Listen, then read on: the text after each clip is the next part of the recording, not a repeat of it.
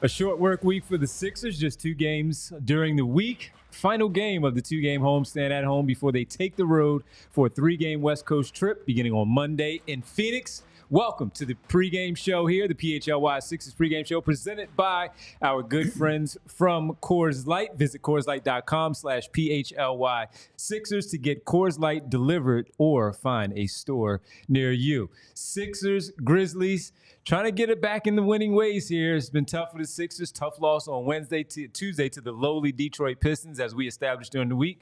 Sixers are lowly too. They need to find a way to get a W before this road trip, and we'll discuss it all. We'll check in with Kyle Neubeck as best as we can before we get out of here. Live from the arena, Derek Bodner here with us.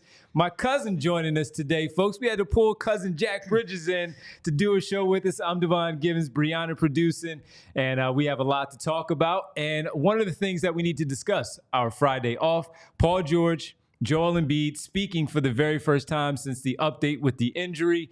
And with it, Joel Embiid had a few things to say. He was very upset with a few things that have been put out there, been written, and Derek was there, so Derek will talk about it. But one of the things that we wanted to start off with, if you did not see the press conference on Friday, was Joel Embiid talking about his health, where he is right now, to kind of give a better understanding overall of where he is at the moment.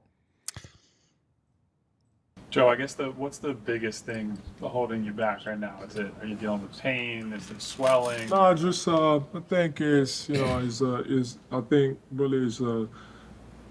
being comfortable, trusting it. I think just being out there. I want to be on my best, so I don't want to be in a situation where I'm like, I'm afraid. I'm like, if I do this, might do something or whatever. So I think, I mentioned it, since the last surgery. I mentioned it so many times. It was probably the toughest mentally, and I think mentally I'm just dealing with getting that trust back. Like in the past, it was just easy. But for some reason, this one is just like mentally, just trusting yourself, trusting your body. And I think that's really what I'm dealing with. Joe, I guess that video courtesy of Derek Bodner to my left. Derek. I was going to say, when you're crediting someone, like, wait, I thought that was mine. That was your video. So, man, I mean, you were there. You saw him look good, just like he did when we saw him before camp, during camp when we were out in the Bahamas. He looks pretty good, but it's not about how he looks, it's how he feels. And based on that video, we'll get Jack's thoughts. I'll give my thoughts, but you were there. What did you make of everything Embiid had to say throughout the entirety of that press conference? Yeah, I mean, obviously the part that is getting a lot of headlines is, he had some strong words for people who question whether or not he's fighting through injuries or whether or not he's, been tough enough or playing enough specifically. And it doesn't matter the people who are listening to this, but a lot of people took it that, it was a sign that he was fed up with Philadelphia or the fans. It was really directed almost entirely towards Marcus Hayes for the column that he wrote. But that's the one that sort of caught headlines. To me, the biggest takeaway was that he actually went through a full 5-on-5 scrimmage as part of the team. Yep. As I mentioned in our last show, he hadn't done that up until, that point. He had done some scrimmaging, but it was off to the side, mostly against assistant coaches. That was the first day where he went 5-on-5 as part of team practice. So that is a significant step. Obviously, the key now is how his knee reacts to that. But if his knee reacts well to that, you would think that he is getting pretty close to return. I'm not going to say, on their next game on Monday. I'm not even going to say on the West Coast road trip because he's going to have to get into game shape. That's what Paul George is doing right now. But it seems like he made a significant step, and now we just wait to see how the knee reacts. I think a lot of people are going to look at his answer.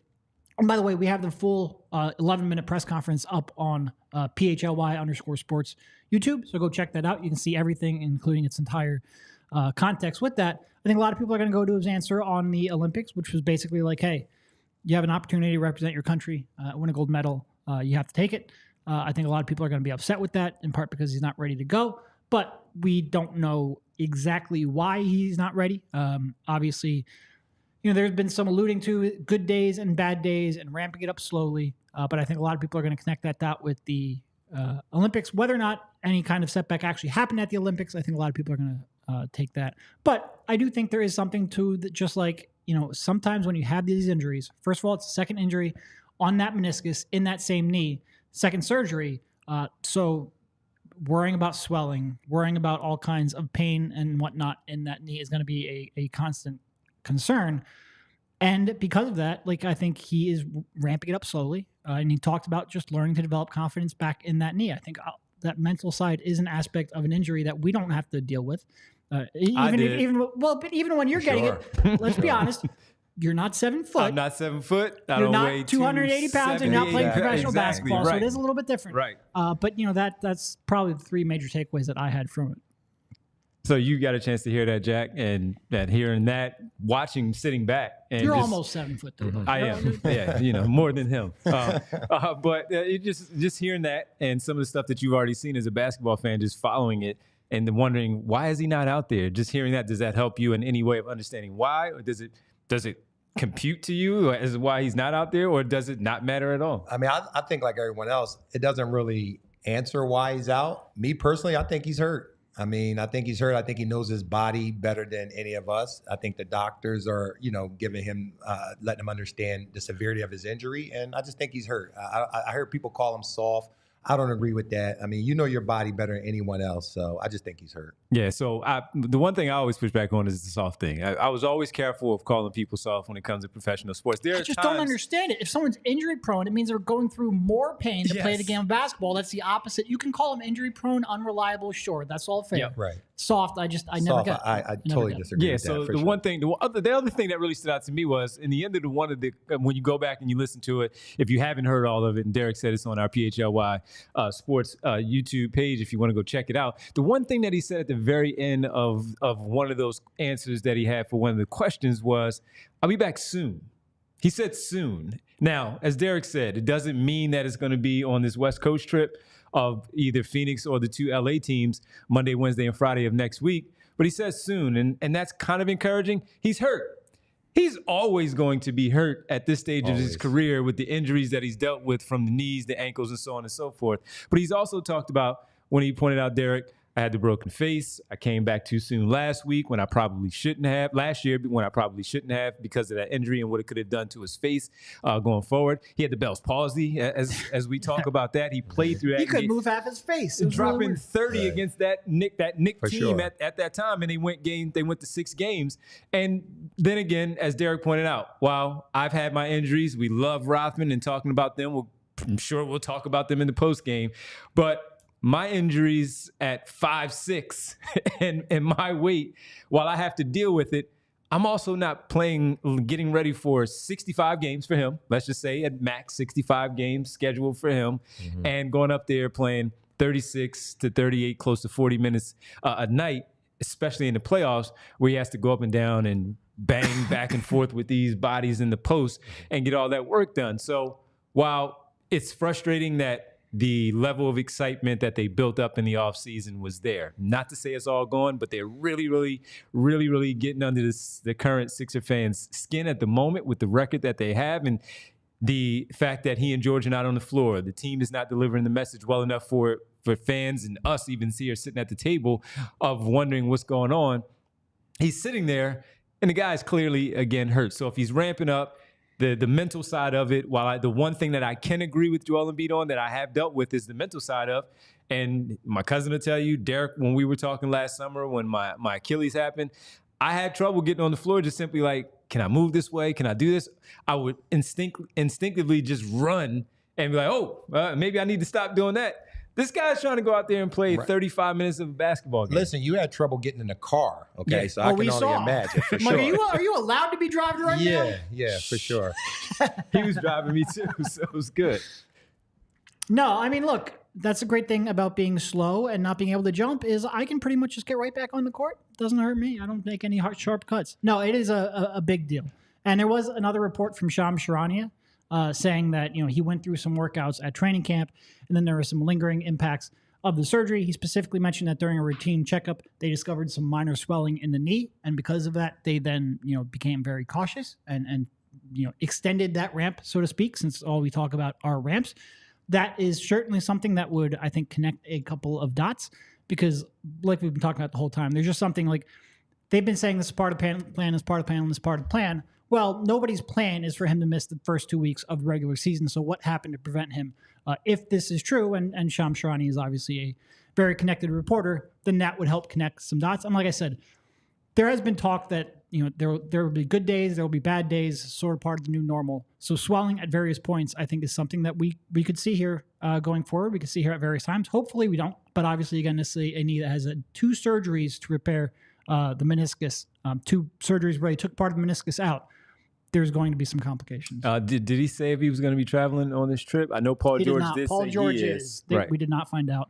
And this is one where, you know, like I said, because he did play 5-on-5 yesterday, today, and the media availability and being able to get updates on how that knee responded will be key. And we'll hopefully get a chance to talk to Kyle about that at some point tonight. Well, hopefully we get a chance to see both of those guys back, as he said, sooner rather than later after this 3-game trip of Monday, Wednesday, Friday in Phoenix, and both LA teams Wednesday and Friday. They're back in Philadelphia to host the Charlotte Hornets.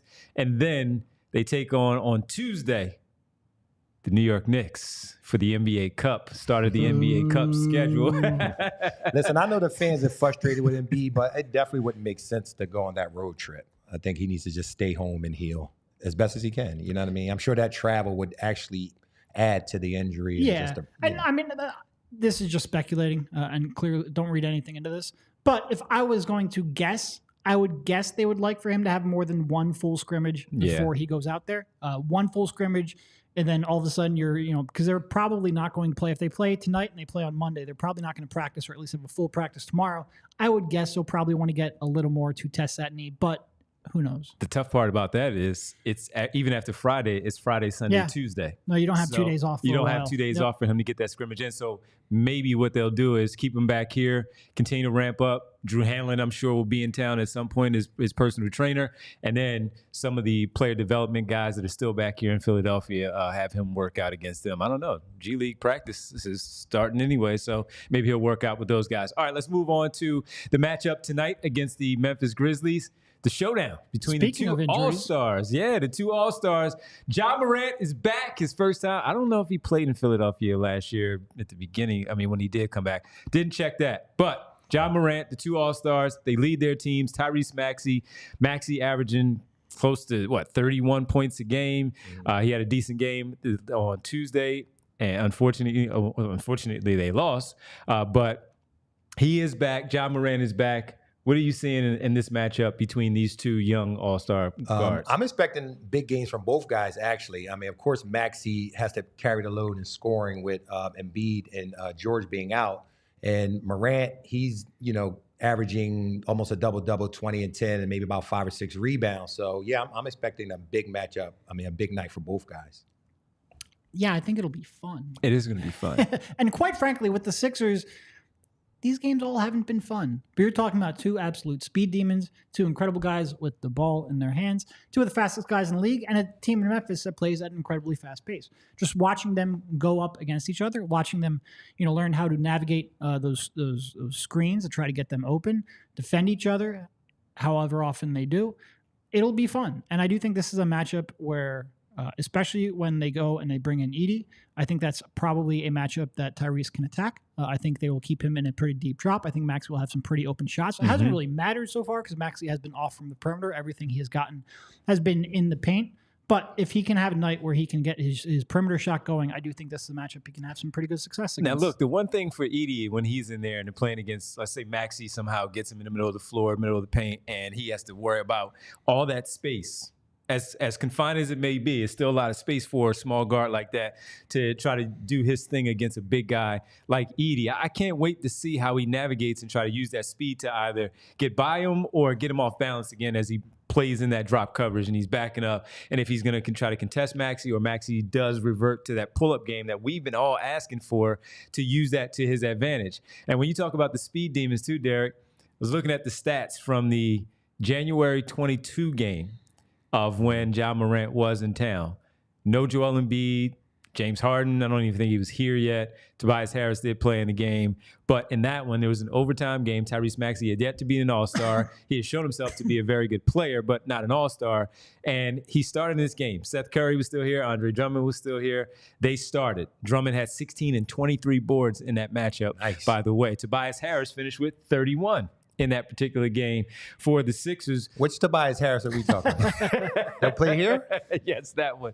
But for this particular game, it was kind of a coming out party for Maxey because he went toe-to-toe with Morant. Morant had 37 and 5 boards, 5 assists. Desmond Bane had 34. He shot 5 for 9 from 3. But Tyrese Maxey in that overtime played 43 minutes, 13 for 23 from the floor, and 1 of 4 from beyond. He's a much better three-point shooter today than he was then. 6 for 7 at the line, 8 assists, 4 blocks for Tyrese Maxey, and 33 points in a 3-point loss. 3-point win, 122-119 on the home floor. I remember that vividly because of how good he was. And again, the big star point guard of who Ja Morant was at that time, and Tyrese Maxey going toe-to-toe.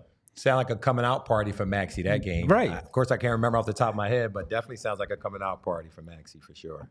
Well, and this is one thing where if Maxey has another, and look, they lost the Raptors and the Pistons. So we're not going to count anything here before it happens. But with the injuries, teams, it's killing me. With the injuries that Memphis has right now, Desmond Bane, obviously Luke Kennard, Marcus Smart, Gigi Jackson, a lot of players out, and Bane specifically because some of those players have been out for the season, but Bane and Smart had been playing. This is a game, even though Memphis is the favorites, they should be the favorites. The Sixers have lost to some really bad teams without Paul George and Joel Embiid. If Tyrese Maxey just comes out on an absolute heater, 35, 40 points, they have a chance to steal one. And we went over the schedule in our last show that it gets pretty tough here pretty quickly. Yes, and if Joel Embiid doesn't come back shortly, Paul George sounds like Paul's a little bit closer. He said he just needs to get his conditioning back up. But even him, it's no guarantee he will play at the start of next week. They could be looking at 1-5, 1-6, 1-7 in the face pretty quickly. Stealing one tonight in a matchup that, again, without Paul George and Joel Embiid, and Rich was hammering this home in the last post game, you're not going to be favored against many teams, but you do have a chance. Like if enough things break right, especially with Memphis and the way that they don't shoot the ball well from the perimeter, starting with Ja, but pretty much up and down the roster, especially with the people out, especially with Desmond Bane out, they're going to give you chances to get out in transition if you can make the most of it, if you can do the little things like on the defensive glass, like preventing points in transition. If you can win the little things and Maxey has a great night, you have a chance to right the ship at least a little bit, or at least, get back on track a tiny bit. Schedule is tough. They have a tough one. As we just talked about the road trip tonight, Charlotte when they come back home after a long weekend on the West Coast, then New York on Tuesday. This is one where they have to try to catch Memphis looking ahead, seeing this team with a poor record right there in their face. We can take these guys a little lightly. Happens all the time. And then you can get snipped there right there. So the Sixers need to step up. I'm going to give you a guy's name that you're familiar with, Scottie Pippen. Okay, I like Scottie Pippen Jr. I think that's going to be a good matchup. He's a very good defensive player. He's kind of like Gary Payton Jr. when it comes to on-ball pressure. I think he's going to be on Maxey a lot, so I'm interested to see that matchup. Yeah, he had a pretty good game the last time out, and they beat the Bucks. We were talking about this a little bit before the show, and Damian Lillard really struggled. So Scottie Pippen Jr. said on the other side that post-game press conference where he felt like he had to really show a coach on Milwaukee's staff of how good he really was defensively because they flat out didn't believe in him. You want to know who that coach was? Assistant coach of the before Los Angeles Lakers, Darvin Ham, who was Scottie Pippen Jr.'s coach in Los Angeles, and he called him out. That said, Scottie Pippen Jr. made this basketball team where they have a nice amount of guards, and he has come in and established himself pretty good in a Gary Payton second type role, and he looks pretty good. And he may be out there with of course Maxey trying to slow down McCain, or if McCain gets some minutes, Kyle Lowry, etc. He's going to be out there trying to get some work. And he's been shooting the ball decently well the last couple of years. I know coming out of Vanderbilt that was a big question for him, but he's been shooting that. Look, he doesn't quite have the physical tools that Pops did, and certainly on the defensive side of the floor, but he makes the most of them. He really or the can. height. Yeah, The height. yeah. He What is really he, can about pressure the 6'1"? ball, though. Yeah, 6'2", something kinda like short that. out Yeah, there. yeah. but no, he can definitely make your life difficult on the perimeter. All right, let's start with some keys to the game here tonight. Derek, what are some of the keys that you're focused on in this matchup? Well, I mentioned it earlier, but getting Tyrese Maxey going and specifically finding a way to free him, coming off of those screens, coming off of those pick and rolls, and get that pull-up shot that has so far eluded him throughout the course of the season. Get that going because I do think those shots will be there. Both because, while we talked about Scotty. For the most part, outside of that, they don't have a lot of great perimeter defenders. And also, if you're going to have somebody like Edie in there at center, I do think that is a matchup they can exploit. Both if Tyrese Maxey gets that shot going early, maybe forces Edie to try to step out a little bit closer to the level of the screen, and all of a sudden you have driving lanes to go around him. If he can make a couple of early shots and a couple of early pull-up off the dribble shots, I think it'll open up the world for him. And the only real pathway the Sixers have to winning this game is for him to drop 35 or 40 anyway. So 100%. Any kind of early shots, I think, will be key for him. I'll counter that one with, yes, the offensive side of getting going. But if you do have a player like Edie out there and he's trying to figure out, again, Maxey's speed, I don't think it'll be too difficult because if he's not in practice, you know how it goes. They'll have you running the ones against the twos. Sometimes you mix it up. He's going against, as Derek said, another speed demon and Ja Morant in practice. So he's been able to get accustomed to that. Even in college, the same thing. But how does he respond to getting to that and Maxey then countering with finding Andre Drummond for some easy buckets there? An alley-oop, as you know I love, or a simple bounce pass where it gives Drummond an opportunity to finish at the rim because this guy is still a rookie, and sometimes the coverages and the communication may not be there, and he gets a little mixed up. And Tyrese Maxey goes into point guard mode and distributes the basketball to his big man to get a few easy early touches and some easy buckets as well. Before we get to that, has Devon always had a fetish for alley-oops? Yes. Because he so many times, man, I really need Maxey to develop this. I really need him to improve as an alley-oop thrower. Every time it happens, we think, oh, Devon's in there thinking about that. So, yeah, just curious. Yeah, I like the matchup in the middle, too. Drummond, as we know, is a monster on the boards. I mean, he's definitely going to give this young guy a run for his money. Memphis definitely does like center by committee. So I'm definitely anxious to see what the center matchup is going to look like because I think they're going to have their hands full trying to keep Drummond off the glass. No, they definitely are. And we'll get to the starting lineup here in just a little bit. Not much of a change there, but we'll get to them in just a little bit. But as far as the Grizzlies go and what they look like out there on the floor, look, it's about the wings and the activity. So you were talking about, I was talking to Cousin Son earlier too, and Santi Aldama, who's very active, his offensive game has improved as Mentioned well. him in one On of the Thursday. previous shows. Yeah, you did on Thursday. So, and with him, that's one of the matchups for me where his activity and Caleb Martin, Kelly Oubre, whichever one, put a body on that guy. Don't lose him in the half court as well because he can do certain things where that impacts the game as a guy who doesn't need plays called for him, but somehow he winds up with 12 to 15 points and 7 boards, 5 assists, whatever he may do, and steals and blocks. No, he's as well. a multi-talented big forward. He's really turned into a pretty good player. All right, we got a pretty good player checking in with us at the arena right now, and that is Kyle Neubeck joining us live for some pregame information. Kyle, And appreciate you pregame joining. music in the background too, because apparently the hallway is being used for some stretching and warm-ups before the game starts. Yeah, so, well, listen, man, they're going to need some stretching, some warm-up here for this one. Running up and down the floor with this fast-paced team with Ja Morant heading up things. And, of course, it's an interesting matchup that Cousin Jack just talked about with Zach Edey and Andre Drummond. But what were some of the things that stood out to you with the pregame presser from Nick Nurse before this contest? Nothing crazy, honestly, right? Like, I think the mood around here right now is just like, hey, Joel MPG's return is looming, but not here yet, and everyone is kind of focused on that while they still have an eye on the game.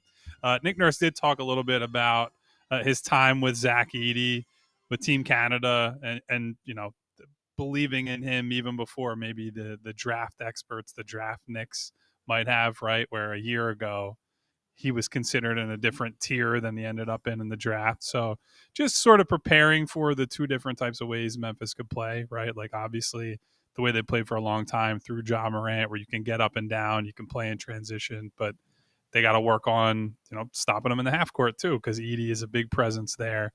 And Taylor Jenkins on the other side of it said, look, one of our problems is we've just been turning the ball too much in the half court. So that's something that Memphis is trying to avoid tonight. It's been one of the Sixers' big strengths so far, forcing turnovers. We'll see which team ends up winning out in that battle.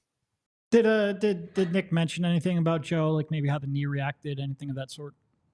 Nope, did not come up. So no new information. Okay, I guess so basically the same as always. Yeah.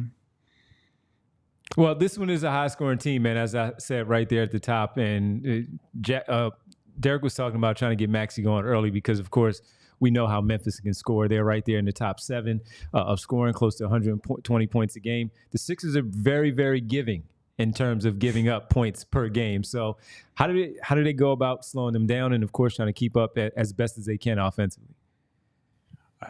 It's a great question, Devon. Some of it is we keep talking about on the show this week is they have to handle their own business on offense, right? And that starts with the head of the snake and Tyrese Maxey. I think one of the advantages he theoretically has in this matchup, if Edey plays a decent amount of minutes, is, you can go at him, right, in space, and you try to draw him out a little bit, take him out of his comfort zone. That's something you want to do, but obviously they have some great help behind him. But they have to score, right? Because if you allow Ja and these other guys to get out and run in transition, it's going to be a lot more of a headache than it was playing the Detroit Pistons the other night. And the Pistons ran it up on them in transition on Wednesday. So I think first, just focusing on your offense and doing that, right? And if they're pulling the ball out of their own basket, you can get back, you can get set. Drummond will be able to offer, some size at the rim, hopefully defensive rebound a little bit better. I would hope they might mix the lineups up a little bit, right? Because one of the problems they've had is just being too small a lot of the time, playing these like multiple small guard lineups. To some degree, it's unavoidable at the moment because of Paul George's and Joel Embiid's absence, but they got to mix some things up, I think.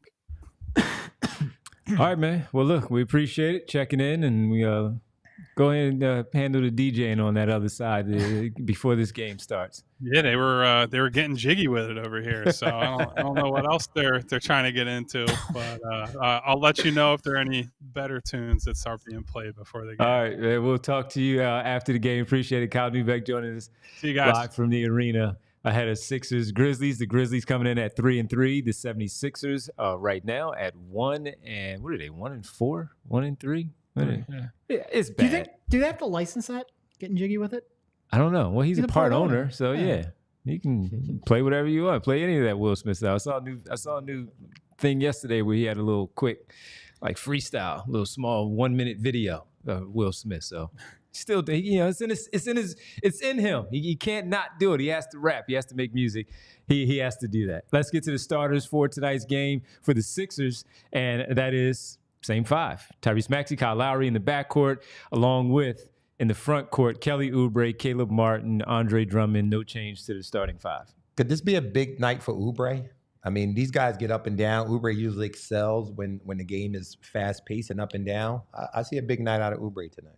It could. My only concern is if he doesn't have it going on, a lot of times his wild drives can lead to points the other way, and this team leads the league in points generated off of live ball rebounds, so he better, if he's going to be aggressive, which they need him to be aggressive because he might be the second most talented scorer on the team, but if he's going to be aggressive, he's got to take good shots, otherwise they will put points up on the board quickly. We've seen some 20-point nights from him. Of course, they haven't resulted in wins. Maybe that will be the case for tonight. With that, let's get to our Bet365 pregame picks. This pregame pick segment is brought to you by Bet365. Use code PHLY365 when you sign up, whatever the moment. It's never ordinary at Bet365. All right, let's run some of these. Same game parlay first. Tyrese Maxey, 25-plus points. We matched that with Ja Morant and his 25-plus points as well. Sixers defense has not been great. Ja Morant, can he match Tyrese Maxey's total, or can Tyrese Maxey give you even more? When you combine the two, plus 160 for a same-game parlay for the 2 point guards, the 2 all-star point guards to score 25-plus. What do you think of that one? What do you think of that? 25-plus each. I like Maxey to get 25. Morant, he might be right there, 23, 24. So I don't know. I would watch him a little bit. But Maxey, definitely. I can see 30 for Max. Kate Cunningham went off. So did Jay Nivey. Well, that's the thing, right? Ja right now I think is only averaging about 20 per game. But this is a matchup where he should be able to eat. So we'll see. Yep. The next individual one that we had there, steals and blocks over under. Caleb Martin, steals and blocks combined, 1.5 over. He's a good defensive player. I would take over. That's at plus 110. That's good odds. That's pretty low, yeah. That's pretty good odds right there. So jump in on that one as well. And the final one that we had First quarter rebounding over under. Andre Drummond over 3.5 boards for Andre Drummond in the first quarter. That's tough. There's a lot of missed shots in the first quarter. That's a good point. Now, what he has to do is gobble those up. Gobble them up, man. Last time, again, when we ran those numbers from that game in 2022 and he started. I mean, that's what, like 14 for a game? Yeah, 23. I'm trying to think, like, I have never run the numbers on how many he averages in the first quarter of games. So it's probably going to depend a little bit on how long he's out there for his first stint. But I like the creativity. I appreciate it. First quarter odds there. First quarter, we got to ask Cousin Son about that when we get done, see how he feels about it. All right, let's get to our super chats before we get out here. And by the way, again, that pick segment was brought to you by Bet365. Use code PHLY365 when you sign up. Whatever the moment, it's never ordinary at Bet365. Must be 21 and physically located in Pennsylvania. If you or someone you know has a gambling problem and wants help, call or text 1-800-GAMBLER. All right, super chats. John Young just wanted to donate and say, what's up? Yeah. We love you, John. I was looking for a question to see if he dropped one in the chat, but I didn't see it, so we appreciate the If you have donation. one, drop it in there. We'll chat after the game and post game. And Spiral Out says, happy Saturday night, everybody.